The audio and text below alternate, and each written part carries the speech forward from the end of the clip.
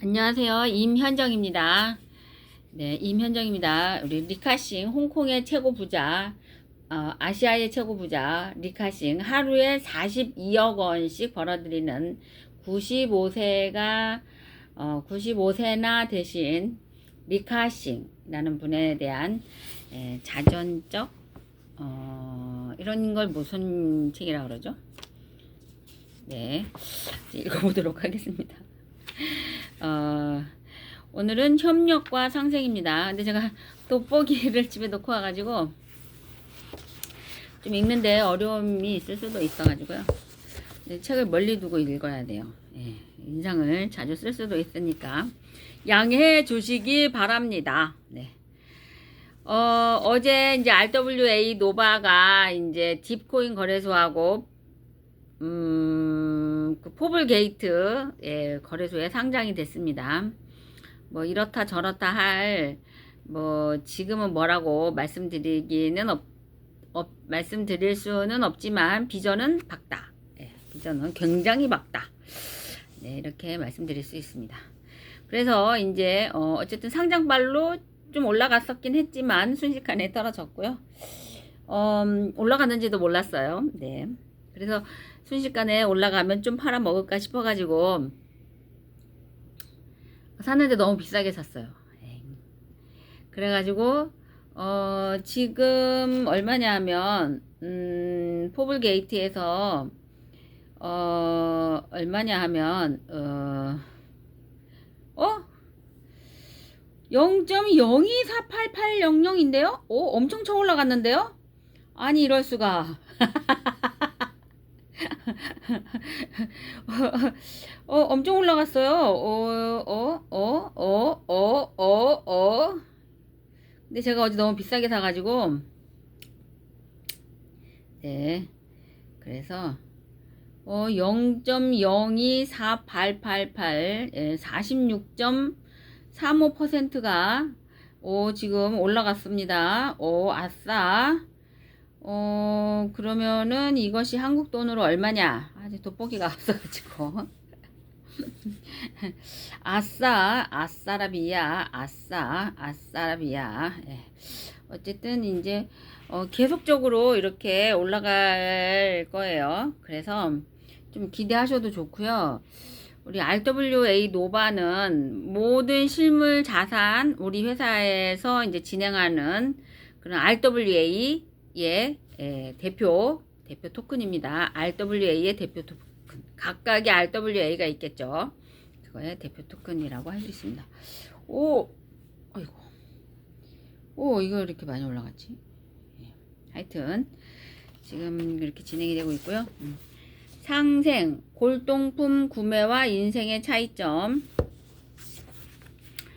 드라마에서 흔히 보는 장면이 있다. 경매장에서 누군가가 계속 가격을 올리면 1, 2, 3 카운트다운 속에서 얼굴이 붉어지고 땀을 흘리며 떨면서 결국 더 높은 가격을 부른다. 이는 전 재산을 잃거나 심한 경우 심장마비로 목숨까지 잃는 비극으로 이어진다. 경매 입찰자는 경쟁, 군중, 과시, 자극, 추구 등 다양한 심리와 마주한다.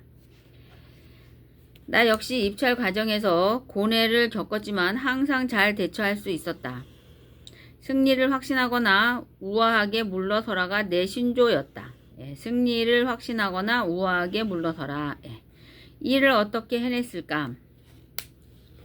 골동품을 사려는 심리를 가져서는 안 된다. 골동품은 유일무이하며 놓치면 다시 가질 수 없다. 하지만 사업은 다르다. 회사나 토지를 매입하는 경우 이 기회를 놓쳐도 다음에 더 나은 선택이 있다. 집착할 필요가 없다. 나는 토지를 경매할 때 사전 분석을 철저히 하고 최고 낙찰가를 정했다. 입찰가가 이를 넘으면 현장 분위기가 뜨겁든 경쟁자가 도발하든 주변에서 부추기든 주저없이 물러났다. 한 번은 기자가 어떻게 중도에 물러날 수 있었는지 물었다. 나는 유머러스하게 답했다. 내 마음에 계산이 있기 때문이다. 사업은 이윤을 위한 것이지 경쟁을 위한 게 아니다.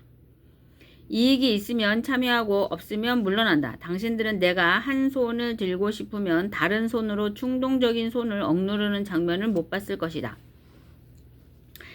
나도 부정적 감정을 가졌지만 이를 통제했다. 경매장뿐 아니라 모든 사업 현장에서 자제력을 발휘했다. 다른 이와 다투지 않았다. 사업의 목적은 이윤이지 경쟁이 아니다. 1977년 홍콩 부동산 업계의 큰 사건이 내 주목을 끌었다.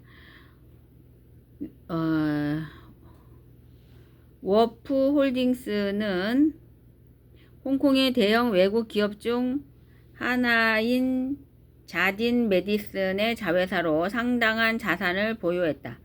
그의 워프 홀딩스는 화물 사업을 이전하며 빈 땅을 상업 빌딩으로 개발했다. 이는 나에게 큰 영감을 주었다. 하지만 워프 홀딩스는 상업용 부동산으로서의 전환에 어려움을 겪었다. 자산으로 빌딩을 짓고 임대만 하는 방식으로 자금 회수가 지연되면 재정 위기에 처했다. 이를 해결하고자 대량의 채권을 발행해 현금을 확보했다. 그러나 이는 회사의 부채를 늘리고 신용도를 낮추며 주가 폭락을 초래했다.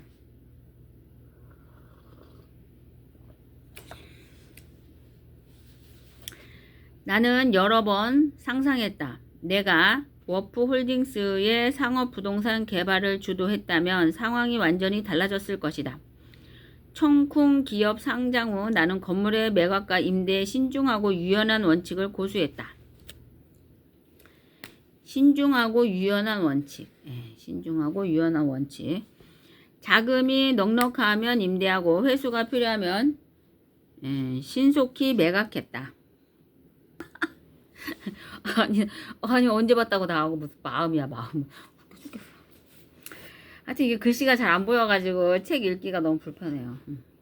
어쨌든 1977년 말부터 1978년 초까지 나는 워프 홀딩스의 주가가 낮을 때 소액 투자자들로부터 2천만 주를 조용히 사들였다. 이는 전체 주식의 18%였다. 대주주인 자딘 메디슨이 20%를 보유하고 있어 조금만 더 노력하면 그들과 대등하게 경쟁할 수 있었다.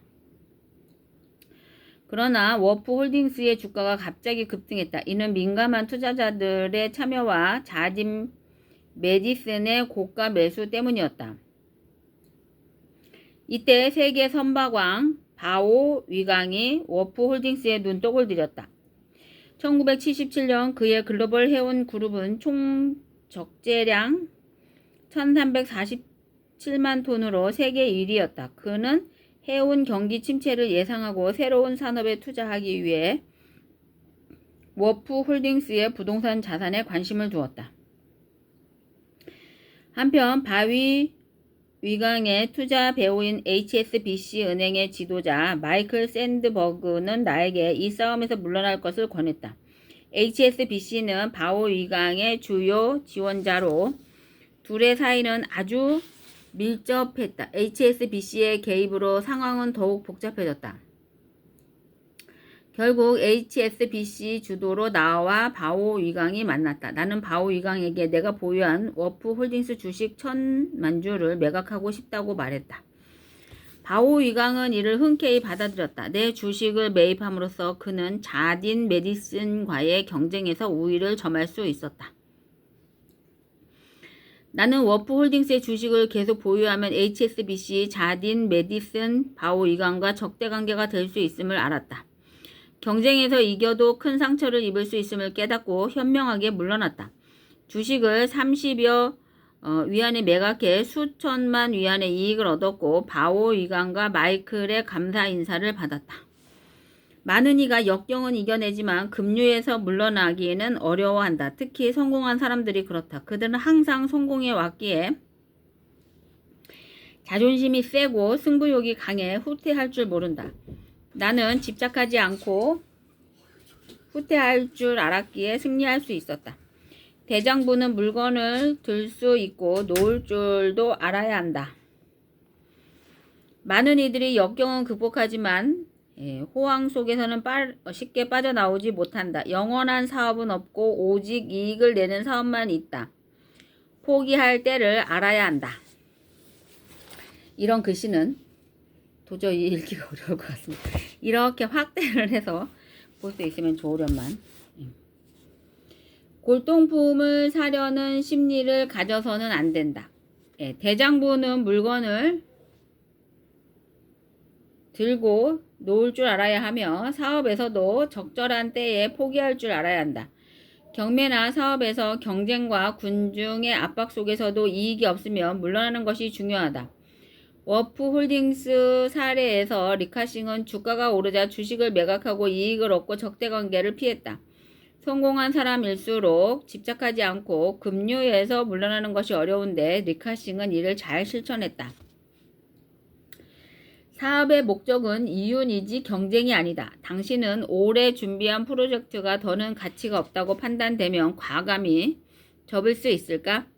또는 열심히 공부한 전공이 적성에 맞지 않다면 새로운 길을 찾을 용기가 있을까? 심리학에선 이를 매몰 비용의 오류라고 표현한다. 인간은 투자한 것에 대해 이성적으로 판단하지 못하고 감정적으로 판단을 내려 더 큰 손실을 보곤 한다. 지금 내 삶에서 포기해야 할 것이지만 투자해온 노력과 시간이 많아 망설이는 것은 무엇일지 생각해보자. 아유, 예. 돋보기 없이 읽기가. 예. 협력. 예. 소인은 과거의 상처로 평생 주의만 살핀다. 예. 소인은 과거의 상처로 평생 주의만 살핀다. 작은 상처를 받고 난 뒤 일평생 그 상처로 세상을 바라보고 조심성을 갖는 사람들이 있다. 우리는 인생에서 악인도 만나고 상처를 받는 일을 겪곤 한다. 하지만 그 경험은 확률적으로 발생한 일일 뿐이다. 대인이라면 돋보기 없어요? 돋보기 어저께 사장님 거 하다 돋보기 놓고 왔네. 돋보기가 없어서 책 읽기가 너무 불편해. 상처는 상처일 뿐 무시하고 객관적으로 상황을 판단해야 한다. 인수합병은 모든 강한 기업이 약한 기업을 매수하는 것을 말한다. 큰 물고기가 작은 물고기를 잡아먹듯이 말이다. 하지만 내가 청쿵 실업으로 허치슨 완포아를 인수한 건 그 반대였다. 나는 자산 6.93억 홍콩 달러의 청쿵 실업으로 자산 62억 홍콩 달러의 허치슨 완포아를 인수했다. 이 인수로 사람들은 나를 중국 최고의 상인이라 치켜 세웠고 언론은 나에게 슈퍼맨이라는 별명을 붙여줬다. 어떻게 된 걸까? 허치슨 완포아는 홍콩에서 두 번째로 큰 영국 기업이었다. 2차 세계대전 이후 허치슨 완포아는 급속도로 확장되었으며 황푸 조선소 왓슨스 등의 대기업과 많은 비상장 소기업을 거느렸다. 전성기에는 360개의 회사를 통제했고 해외 회사만 해도 84개에 달했다. 1970년 허치슨 완포아의 경영진은 부동산 산업이 번성하리라 보고 보유한 항구와 조선소를 이전해 그 땅을 개발하기로 했다. 하지만 1973년 주식시장이 큰 타격을 입고 세계적인 석유 위기와 홍콩 부동산 시장의 대폭락이 이어졌다. 과도한 투자와 무거운 짐으로 허치슨 완포아는 자금난에 빠져 2년 동안 약 2억 홍콩 달러의 손실을 입었다. 1975년 8월 HSBC 은행은 1.5억 홍콩 달러를 투자해 허치슨 완포아의 최대 주주가 되었다. 하지만 회사법과 은행법에 따르면 은행은 비금융 업무에 종사할 수 없다. 채권은행은 상환 능력을 상실한 기업을 접수할 수 있지만 경영이 정상 궤도에 오르면 원래 소유자나 다른 기업에 매각해야 한다. 장기적으로 해당 기업을 소유할 수는 없다. 나는 워프홀딩스 싸움에서 물러날 때 HSBC의 마이클 샌드버그에게 호의를 베풀었고 그는 나중에 어려움이 생기면 도울 것이라 약속했다. 허치슨 완포아를 인수하려 할 때 나는 마이클 샌드버그에게 연락했다. 그는 조건이 적합하다면 HSBC는 주식 매각 시 청쿵 실업에 최선의 기회를 줄 것이라고 답했다. 허치슨 완포아의 중국은 물론 외국 상인들이 두루 관심을 보였지만 HSBC는 청콩 시럽을 선택했다. 언론은 그 이유를 리카싱이라는 이름 석자 때문이라고 전했다. 마이클은 회의론자들에게 이렇게 말했다. 은행은 자선단체도 정치기관도 영국인 클럽도 아니다. 은행은 은행일 뿐이다. 은행의 존재 목적은 이익 창출이다. HSBC에 돈을 벌어줄 수 있는 사람이 바로 HSBC의 파트너이다. 마이클이 허치슨 완파를 내게 넘긴 건 단순한 교분 때문이 아니라 HSBC의 이익을 최우선으로 했기 때문이다. 그는 내 이름이 HSBC의 허치슨 완파의 이익을 보장한다고 믿었다. 나는 청콩 시럽의 사업 범위와 규모를 꾸준히 확장해 왔다. 더펑, 리펑, 홍콩 전력 등 오래된 회사들과 협력하기도 했다. 이후 부동산 회사를 세워 샤틴역 부지까지 획득했다. 부채에서 회복 중인 허치슨 완포에겐 신뢰할 수 있는 경영자가 필요했다. 1979년 9월 25일 1979년이면은 현정이가 몇 살이었을까요? 10살이군요. 10살, 11살. 우리 박정희 대통령이 서거하신 그 해가 1979년일 것입니다요. 제가 그때 초등학교 4학년이었는데 소풍을 가는 날이었는데 그래서 학교 잔디밭에서 소풍 가서 먹으려고 했던 도시락을 먹었던 기억이 있습니다. 1975년 아니 1979년 청콩 시럽은 주당 하여튼 홍콩에서는 이런 일이 일어나고 있었군요. 청콩 시럽은 주당 7.1 홍콩 달러의 HSBC의 허치슨 완포화 주식 9천만 주를 인수했다. HSBC는 내가 20% 계약금만 내면 나머지는 2년 후 지급하도록 허락했다. 이는 허치슨 완포화의 이익으로 잔금을 치를 수 있게 해준 것이다. 일부 영국인들은 마이클의 이 거래를 배신으로 여겼지만 결과는 달랐다. 1979년 허치슨 완포화의 연간 순이익은 2.31억에서 3.32억 홍콩 달러로 늘었다. 1983년엔 11.67억 홍콩 달러에 달했다. 나는 5년 만에 회사 이익을 5배 이상 늘렸다. 1989년엔 순이익 30.3억, 비경제적 이익 30.5억, 홍콩 달러로 1978년보다 10배 이상 증가했다. HSBC도 우선주로 상당한 이익을 얻었다. 나는 선한 인연이 좋은 결과를 가져온다고 믿었다. 단기적 이익보다 신뢰와 품질을 중시했고 덕분에 많은 사람의 협력을 얻었다. 물론 나쁜 사람도 경계해야 하지만 그들은 소수에 불과하다. 작은 문제로 큰 기회를 놓치거나 모든 일을 의심해서는 안 된다. 지나친 경계는 오히려 고립을 낳아 실패로 이어질 수 있다. 더 많은 인연을 맺으면 더 많은 도움을 받을 수 있다. 인생을 살다 보면 상처를 입기 마련이다. 한번 상처를 받게 되면 인간은 비슷한 속성을 지닌 것을 피하게 된다. 이는 심리학에서 말하는 휴리스틱에 불과하며 안 보이잖아.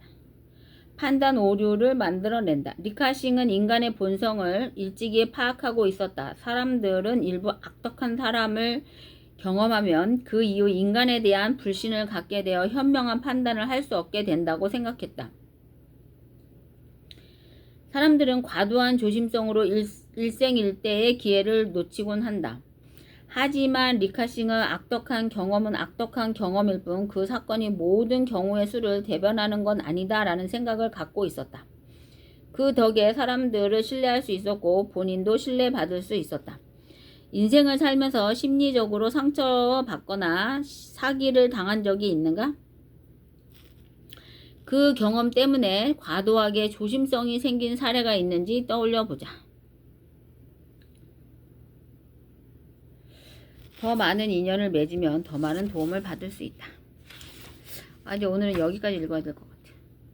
눈이 너무 안 보여. 눈이 안 보여서 안 되겠지. 자기 암시 공식은 해야죠. 다 했어? 아직 조금 남았어요. 왜요? 아니 강도 아니냐? 네. 왜요? 자기암시 공식. 이건 거의 외우는 수준이니까 굳이 돋보기를 안 써도 할 수 있습니다. 첫째, 나에게는 뚜렷한 삶의 목표가 있으며 나에게 그것을 달성할 능력이 있다는 것을 알고 있다. 나는 그 목표를 달성하기 위해 끊임없이 노력할 것이며 이 자리에서 그것을 약속한다. 둘째, 나는 내 마음을 지배하고 있는 생각들이 언젠간 외부적인 행동으로 표출되어 눈앞에 현실로 나타날 것임을 알고 있다. 따라서 나는 날마다 30분씩 장차 내가 되고자 하는 사람을 생각하는 일에 내 생각을 집중시킬 것이며 그럼으로써 내 마음속에 그 사람의 모습이 뚜렷이 그려지도록 할 것이다. 셋째, 나는 자기암시의 원칙을 통해 마음속에 내재된 모든 욕망을 달성해줄 표현선을 갖게 될 것임을 찾게 될 것임을 확신한다. 그러므로 나는 날마다 10분씩 나 자신에게 자신감을 갖도록 요구할 것이다. 현정아, 자신감을 가져! 이렇게 하면 되나요? 현정아, 자신감을 가져! 넷째, 나는 내 삶의 주된 목표를 종이에 분명하게 적었으며 그것을 달성할 자신감이 생길 때까지 도전을 멈추지 않을 것이다. 도전! 다섯째, 나는 어떠한 재산이나 지위도 진실과 정의에 기초하지 않으면 오래 지속될 수 없다는 것을 잘 알고 있으며 성공에 영향을 주지 않는 어떠한 행동도 하지 않을 것이다. 나는 나의 힘과 나를 도와줄 다른 사람들의 힘을 나에게 끌어들임으로써 성공할 것이다. 또한 나는 기꺼이 다른 사람들을 위해 일할 의사가 있으므로 그들에게도 나를 위해 일하도록 설득할 것이다. 연락 없으면 네가 하면 되지. 나는 다른 사람들을 향한 부정적인 태도가 나에게 결코 성공을 가져다 주지 않는다는 것을 알기 때문에 모든 사람들에 대한 사랑을 키움으로써 내 속의 모든 증오와 시기, 부러움, 이기심과 장사하는 거 냉소를 없앨 것이다. 힘들걸. 나는 이 공식을 따르기로 서명하고 이것을 암기하며 신념 속에서 하루에 한 번씩 큰 소리를 읽을 것이다. 그러면 이것은 점점 내 생각과 행동에 영향을 주어 나는 자신감 있고 성공적인 사람이 될 것이다. 성공 비결의 6단계. 제1단계. 자신이 벌고자 하는 금액을 한 푼도 어김없이 정확하게 머릿속에 주입시켜라. 막연히 돈을 많이 갖고 싶다라는 단순한 소망만으로는 절대로 아무것도 가질 수 없다. 자신이 원하는 돈의 액수를 정확히 파악하여 늘 염두에 두고 있어야 한다. 제2단계. 목표라는 돈을 벌기 위해 어떠한 대가를 치르거나 희생도 감내할 수 있는지 확실히 결정한다. 제3단계. 자신이 목표라는 금액의 돈을 정확히 언제 달성할 것인지 구체적인 날짜를 결정한다. 제4단계. 목표 달성을 위한 구체적인 계획을 세워 즉시 행동으로 옮긴다. 이때 실천 준비가 여의치 않아도 상관없다. 당장 계획을 실천에 옮기는 것이 가장 중요하다. 제5단계. 자신이 목표라는 정확한 금액, 구체적인 목표 달성 날짜, 목표 달성을 위해 기꺼이 감내할 수 있는 희생, 구체적인 실천 계획 등을 간결하고 명확한 글로 정리하여 항상 볼 수 있는 곳에 둔다. 제6단계. 그 메모를 매일 잠자리에 들기 직전과 아침이란 직후 등 하루에 최소한 2번 이상 큰 소리를 읽으며 성공 의지를 불태운다. 자신의 꿈이 담긴 메모를 읽으며 자신이 설정한 목표가 이미 달성됐다고 생각해야 하면 물론이고 굳게 확신해야 한다. 부자가 되기 위해서는 위에 6단계에 기술된 모든 사항을 철저히 이행해야 한다. 그 중에서도 특히 제6단계의 준사항이 가장 중요하다. 사실 아직 목표라는 돈도 벌지 못했는데 이미 성취한 것처럼 생각하고 행동하라는 주문은 말도 안 된다고 불평할지도 모른다. 하지만 바로 여기서 가슴속에 뜨거운 열망이 대두될 필요성이 있는 것이다. 감사합니다. 감사합니다. 감사합니다. 감사합니다. 감사합니다. 감사합니다. 감사합니다. 엑스피어 코인을 만나게 해주셔서 감사합니다. 감사합니다. 감사합니다. 감사합니다. 감사합니다. 감사합니다. 감사합니다. 손을 비벼서 눈에 갖다 대면 눈이 더 잘 보일 수가 있습니다. 빠샤. 다 했어? 좋은 하루 되세요.